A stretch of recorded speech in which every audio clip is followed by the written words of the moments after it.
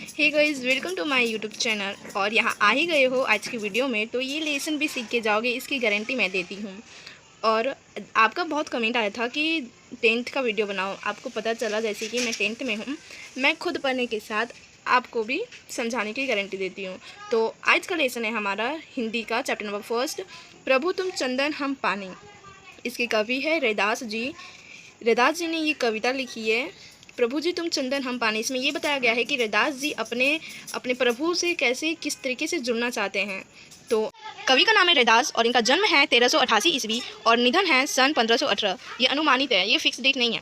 तो इसमें से जो मेन लाइनें हैं जो एग्जाम में पूछी जाती है उसमें मैंने अंडरलाइन कर दी है। जैसे कि मैं आपको एक दो लाइन पढ़ के बताती हूँ, इनकी इंट्रोडक्शन बताती हूँ। संत कवि रैदास कबीर के समकालीन महान संत थे। जब कबीरदास थे तो उसी समय के रैदास जी भी महान संत है।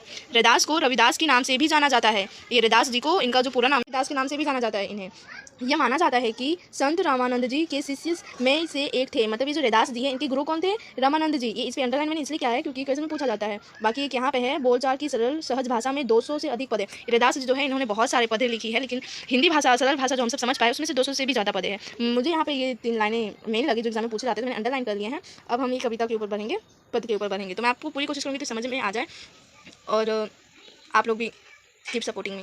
अगर चैनल पे नए हो तो प्लीज़ सब्सक्राइब कर लेना, बिकॉज सोच रहे होगे 10th में हूँ और फिर पढ़ा भी रही हूँ। एनीवेज, चलो हम अपना लेसन स्टार्ट करते हैं। प्रभु जी तुम चंदन हम पानी, जाकी अंग अंग बात समानी। रैदास जो है वो कवि जो है रैदास जी प्रभु जी से कह रहे हैं कि आप चंदन हो, मैं पानी हूँ।